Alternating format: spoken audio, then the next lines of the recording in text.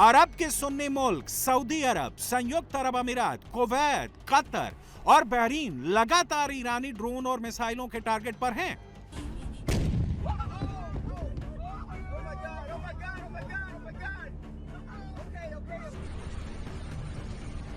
Iran ने 27 दिन में मिडिल ईस्ट में अमेरिका के 13 महत्वपूर्ण बेस उड़ा दिए हैं।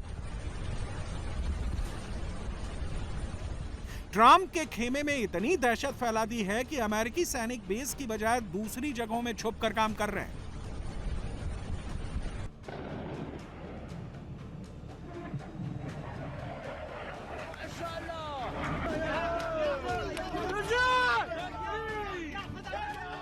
ईरान ने अमेरिका के 600 करोड़ वाले महंगे फाइटर जेट को मार गिराकर ट्रंप को 27वें दिन एक और बड़ा झटका दिया है। यह अमेरिका का F-18 super hornet fighter jet है। ईरान का दावा है कि चाबहार पोर्ट के पास जास के इलाके में ईरान ने एडवांस एयर डिफेंस से टारगेट किया। IRGC ने इसके वीडियो सबूत भी जारी किए हैं। वीडियो में अमेरिका का सुपर हॉर्नेट फाइटर जेट हवा में नीचे गिरता हुआ दिखाई दे रहा है। अमेरिका ने इन दावों को खारिज किया है।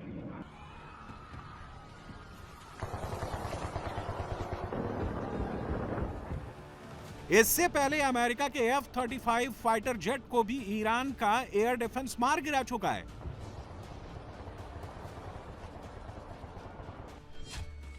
युद्ध में अमेरिका के 3 F-15E स्ट्राइक ईगल भी गिर चुके हैं।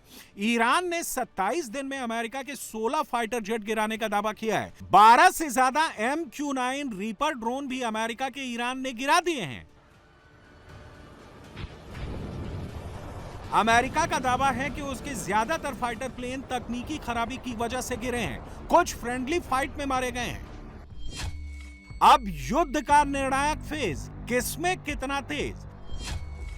युद्ध का निर्णायक फेज कैसे लड़ा जाएगा? अमेरिका, इजराइल, सऊदी, UAE पर क्या ईरान भारी पड़ेगा? अब ट्रंप के पास ऑप्शन क्या है? ट्रंप क्या ग्राउंड ऑपरेशन का रिस्क लेने जा रहे हैं? ईरान को उसी पल का इंतजार है जब अमेरिका की फौज ग्राउंड पर उतरे। रिपोर्ट्स के मुताबिक ईरान में ग्राउंड ऑपरेशन की जिम्मेदारी 12,000 एलीट फौजियों को दी गई है। इनमें अमेरिका के साथ इजराइल के फौजी भी हैं। अमेरिका ने ग्राउंड ऑपरेशन के लिए अपने सबसे एलीट फोर्स 82वीं एयरबोर्न डिवीजन के 1,000 पैराशूटर्स को मिडिल ईस्ट में पहुंचा दिया है।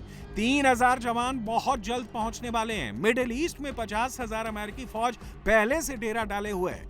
अमेरिका ने इमीडिएट रिस्पांस फोर्स के जवानों को भी मिडिल ईस्ट में भेजा है, जो 18 घंटे में किसी भी ग्राउंड ऑपरेशन को अंजाम दे सकते हैं। ट्रंप ग्राउंड ऑपरेशन करके ईरान के खार्ग आइलैंड पर कब्जा करना चाहते हैं। इस्लामिक रेजिम की लाइफलाइन को काट देना चाहते हैं।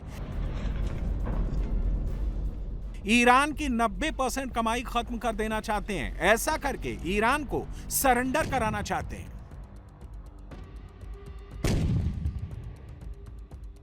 ट्रंप के इस दांव से अमेरिका के लोग भी डरे हुए हैं। ट्रंप के इस फैसले का विरोध कर रहे हैं क्योंकि उन्हें डर है कहीं ईरान में ग्राउंड ऑपरेशन अमेरिकी फौज के लिए मौत का कुआं ना बन जाए। जो अमेरिका सोच रहा है, ट्रंप उससे अलग क्यों सोच रहे हैं?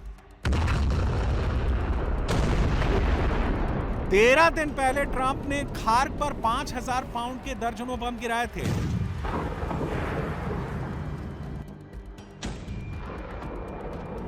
ट्रंप ने अमेरिका के B-2 बॉम्बर से हमले कराए थे।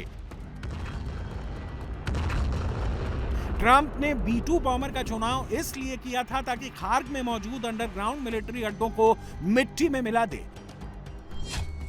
अमेरिका ने 13 मार्च को खार्ग में ईरान के 90 सैन्य अड्डों पर बमबारी की, मिसाइल स्टोरेज को निशाना बनाया, नेवी माइंस को उड़ाया।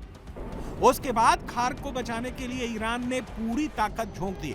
IRGC ने खार्ग को किले में तब्दील कर दिया। अमेरिकी सैनिकों के लिए कदम कदम पर मौत का सामान बिछा दिया। ईरान ने खार्ग में समंदर किनारे सैकड़ों नेवल माइंस बिछा दी। खार्ग के आसपास जमीन के अंदर बारूदी सुरंगें बिछा दी। IRGC ने एंटी पर्सनल और एंटी आर्मर माइंस की संख्या बहुत बढ़ा दी है। एंटी पर्सनल माइंस अमेरिकी सैनिकों को निशाना बनाने के लिए बिछाई हैं। एंटी आर्मर माइंस अमेरिका के एम्फीबियंस, टैंक और बख्तरबंद वाहनों को उड़ाने के लिए हैं। अब कंधे से मिसाइल दागने वाले मैन पैड्स भारी संख्या में तैनात कर दिए हैं। अमेरिकी सैनिक अगर एम्फीबियंस टैंक से खार्ग में घुसते हैं तो ईरान नेवल माइंस उड़ाकर उन्हें निशाना बनाएगा। अगर नेवल माइंस से बच गए तो जमीन पर कदम रखते ही बारूदी सुरंगें फटेंगी और अमेरिकी सैनिकों के लिए जान बचाना मुश्किल हो जाएगा। अगर अमेरिका ने अपाचे और ब्लैक हॉक से सेना और कमांडो पैरा ड्रॉप कराए तो उन्हें ठोकने के लिए कंधे में मिसाइल लेकर ईरान की जवान तैनात हैं। अब ट्रंप क्या करेंगे? इस जाल से कैसे निकलेंगे? क्या खार्ग पर ग्राउंड ऑपरेशन से पहले एक और बड़ा हमला करेंगे? 13 मार्च को हमले के बाद ईरान ने खार्ग में जितने भी हथियार तैनात किए हैं उन्हें बर्बाद करेंगे। रिपोर्ट के मुताबिक ट्रंप का अगला बड़ा operation USS Boxer, USS Portland, USS Comstock, USS New Orleans और यूएसएस त्रिपोली के स्ट्रेटेजिक पोजीशन पर पहुंचते ही शुरू होगा। इन पांचों युद्धपोतों में यूएसएस त्रिपोली को खार्ग पर हमले के इरादे से ही भेजा गया है। ये एक एम्फीबियस असॉल्ट शिप है, जल थल दोनों जगह दुश्मन का धुआं उड़ा सकता है। यूएसएस त्रिपोली में 1204 क्रू मेंबर, 1787 मरीन कमांडो तैनात हैं। ये मरीन कमांडो इतने ट्रेंड हैं कि वो जमीन, आसमान और समंदर तीनों की लड़ाई ले सकते हैं। इसमें हेलीकॉप्टर के साथ MV-22 ऑस्प्रे विमान और F-35B स्टेल्थ फाइटर जेट तैनात होते हैं, जिससे इसकी हवाई ताकत कई गुना बढ़ जाती है। अगर यूएसएस बॉक्सर की बात करें तो ये भी एम्फीबियस असॉल्ट शिप है जिसमें 2200 मरीन कमांडो तैनात होते हैं। इसमें हेलीकॉप्टर के साथ साथ MV-22 ऑस्प्रे विमान भी तैनात होते हैं। ट्रंप ने युद्ध शुरू होने से पहले भी सबसे बड़े जंगी बेड़े भेजे थे, ईरान को फिर भी नहीं हरा पाए। खार्ग में लड़ाई जितनी मुश्किल है, कब्जा बनाकर रखना उससे भी ज्यादा मुश्किल होगा। खार्ग में अमेरिकी सैनिक सीधे ईरानी ड्रोन और मिसाइलों की जद में होंगे। वहां अमेरिका का कोई एयर डिफेंस सिस्टम भी नहीं है। अमेरिका को अपने सैनिकों तक सप्लाई बनाए रखना भी मुश्किल होगा। ट्रंप ने एक बार फिर दावा किया है कि ईरान युद्ध विराम की भीख मांग रहा है, क्योंकि अमेरिका ने उनकी मिलिट्री, मिसाइल, ड्रोन सबको खत्म कर दिया है, जबकि ईरान हर रोज मिसाइल हमलों की नई वेव लॉन्च कर रहा है। अब उसने 87वीं वेव लॉन्च की है। मतलब ईरान की मिसाइलों का जखीरा अभी खत्म नहीं हुआ है। ईरान ने ट्रंप को धमकाते हुए कहा है कि अगर खार्ग पर कब्जा करने की कोशिश हुई तो मिडिल ईस्ट का भूगोल बदल देंगे। ईरान की सेनाएं समंदर को पार कर जाएंगी, यूएई के शहरों में घुस जाएंगी, तबाही मचाएंगी, बहरीन पर भी कब्जा करेंगी, सऊदी अरब को भी ईरान नहीं छोड़ेगा। ईरान ने सऊदी, यूएई, कतर और कुवैत पर आरोप लगाया है कि वह अमेरिका को युद्ध लड़ने के लिए धन दे रहे हैं। सऊदी ने ईरान के खिलाफ युद्ध में उतरने का इरादा बना लिया है। यूएई ने ट्रंप से डिमांड की है कि जब तक इस्लामिक रिजीम का अंत नहीं हो जाता वह युद्ध नहीं रोके। ट्रंप को युद्ध में हराने के लिए ईरान तेल को बम की तरह इस्तेमाल कर रहा है। ईरान ने हॉर्मूज के बाद बाब अल मंदेब को भी बंद करने की धमकी दी है। बाब अल मंदेब की खाड़ी हॉर्मूज की तरह एक संकरा रास्ता है। अरब सागर से होते हुए व्यापारिक जहाज बाब अल मंदेब स्ट्रेट से लाल सागर में आते हैं और फिर स्वेज नहर के रास्ते भूमध्य सागर में एंट्री करते हैं। बाब अल मंदेब स्ट्रेट का ईरान से डायरेक्ट कोई लेना देना नहीं है। वो यहां हूती आतंकवादियों के जरिए रास्ता रोक सकता है। हॉर्मूज से दुनिया का 20% तेल जाता है। बाब अल मंदेब से दुनिया का 12% तेल जाता है। बाब अल मंदेब दुनिया का चौथा सबसे बड़ा शिपिंग रूट है। मिडिल ईस्ट का महायुद्ध दिनों दिन बढ़ता ही जा रहा है।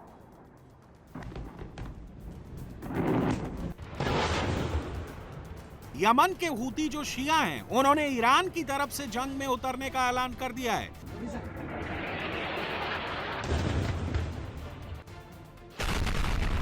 लेबनान और इराक के शिया मिलिशिया ग्रुप पहले ही ईरान की तरफ से युद्ध में उतर चुके हैं।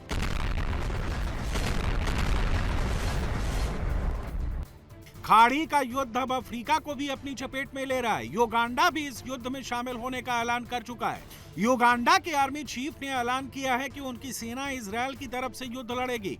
युगांडा ईसाई बाहुल्य अफ्रीकी देश है।